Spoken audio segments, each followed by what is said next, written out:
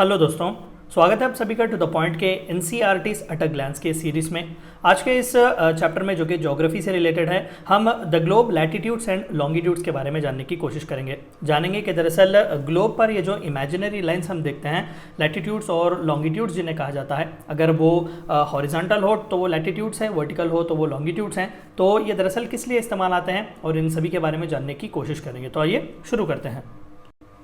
सबसे पहला एक्सिस के बारे में जानते हैं। आप सभी को भी पता है अर्थ जो है वो थोड़ा बहुत टिल्टेड है, यानी कि अर्थ जो है वो स्ट्रेट नहीं है, थोड़ा बहुत वो टिल्टेड है, यानी कि थोड़ा बहुत उसमें टिल्ट है। तो यहाँ पर जैसे कि आप देख सकते हैं, अगर हम एक स्ट्रेट लाइन यहाँ पर ड्रॉ करेंगे, मान लेते हैं यहाँ पर एग्जाम्पल नॉर्थ पोल है, यहाँ पर साउथ पोल है फॉर एग्जाम्पल। ये तो इमेजिनरी है, कोई भी ऐसा पोल नहीं है यहाँ पर, लेकिन फिर भी तो इसे जो है वो एक्सिस कहा जाएगा, यानी कि जहाँ पर इक्वली हम अर्थ को रोटेट करवा सकते हैं, तो इस तरीके के एक पॉइंट को हम एक्सिस कहेंगे। तो it is actually the imaginary line passing through the centre of the earth and joining the two points. जैसे कि मैंने कहा, यहाँ पर और यहाँ पर एक्सट्रीम पॉइंट्स को वो जोड़ता है। This is earth axis. A needle is needed through the globe in a tilted manner which is called its axis। तो जब आप ग्लोब भी देखते हैं, इसीलिए ग्लोब वो स्ट्रेट नहीं होते, ग्लोब दरअसल टिल्टेड होते हैं। You know this is because of it. ठीक है, तो अर्थ के सही शेप को, अर्थ के सही सिचुएशन को, पोजिशन को दर्शाने के लिए वो थोड़े बहुत हमेशा टिल्टेड ही रहते हैं। ठीक है, तो इसीलिए सनराइज जो वो स्पेसिफिकली पूरे दुनिया में एक समान नहीं होता, अलग अलग हमें देखने को मिलता है।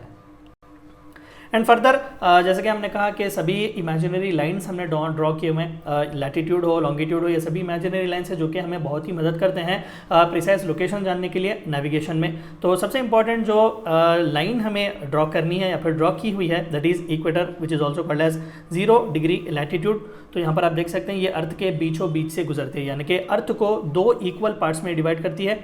ऊपरी पार्ट को हम नॉर्थर्न हेमिस्फीयर कहेंगे, नीचे के पार्ट को हम सदर्न हेमिस्फीयर कहेंगे। तो इंडिया आप देख सकते हैं पूरी तरीके से नॉर्थर्न हेमिस्फीयर में ही है, और ज़्यादातर साउथ अमेरिका का रीजन, अफ्रीका का आधातर रीजन, ऑस्ट्रेलिया और जितने भी बाकी के साउथ एशियन नेशन कंट्रीज यहाँ पर छोटे छोटे आप देख सकते हैं, ये सभी इक्वेटर के नीचे यानी कि सदर्न रीजन में है। तो 0 degree latitude is actually equator.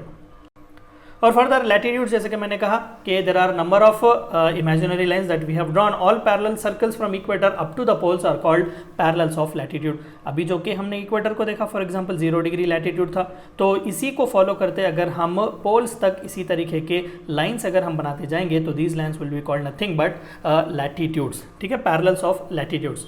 और इक्वेटर जो है वो 0 डिग्री लैटिट्यूड रिप्रेजेंट करता है। Arctic Circle 63.5 north, Arctic Circle 66.5 degree south, Tropic of Cancer 23.5 degree north और Tropic of Capricorn 23.5 degree south में है। और यहाँ पर आप देख सकते हैं नॉर्थ पोल 90 डिग्रीज और नॉर्थ पोल 90 डिग्री साउथ, और नॉर्थ पोल 90 डिग्रीज नॉर्थ और साउथ पोल 90 डिग्रीज साउथ में है। ठीक है, तो ये सभी जो है स्पेसिफिकली इंपॉर्टेंट लैटिट्यूड्स हैं। The area which receives the maximum heat are called as torrid zones. अभी हमने देखा there are number of latitudes, तो स्पेसिफिकली लैटिट्यूड्स की मदद से ही हमने रीजन्स को भी डिवाइड किया हुआ है। और सबसे ज़्यादा मैक्सिमम हीट जहाँ पर पहुँचती है इक्वेटर के आसपास, यहाँ पर आप देख सकते हैं इन सभी रीजन को टॉरिड रीजन कहा जाता है। इंडिया का भी ज़्यादातर हिस्सा जो है वो टॉरिड रीजन में ही है, इसीलिए यहाँ पर गर्मियाँ ज़्यादातर होती हैं।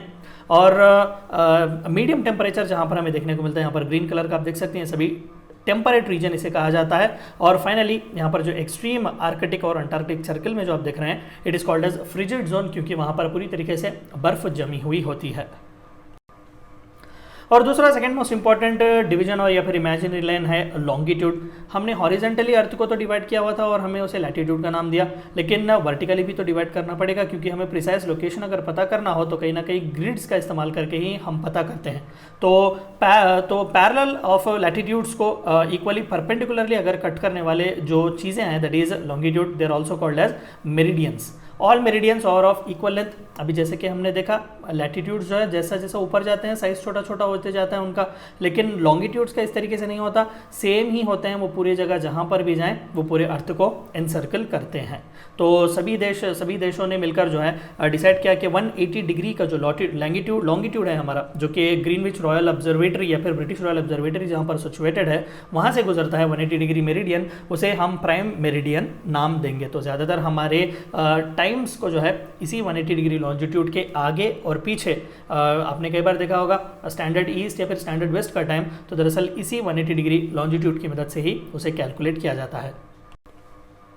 And finally, it is actually the best means of measuring time by movement of Earth, the moons and planets. The sun regularly rises and sets every day, and naturally, it is the best timekeeper throughout the world. तो इन्हीं longitudes की इस्तेमाल करके और latitudes का इस्तेमाल करके, इन्हीं इमेजिनरी लाइन्स का इस्तेमाल करके हम टाइम नेविगेशन में बहुत ही मदद कर सकते हैं, कैलकुलेशंस भी हम आसानी से कर सकते हैं। तो ये थी चंद बातें जो आपको जाननी थी ग्लोब्स, लैटिट्यूड्स एंड लॉन्जिट्यूड्स के बारे में। Thank you for watching my video.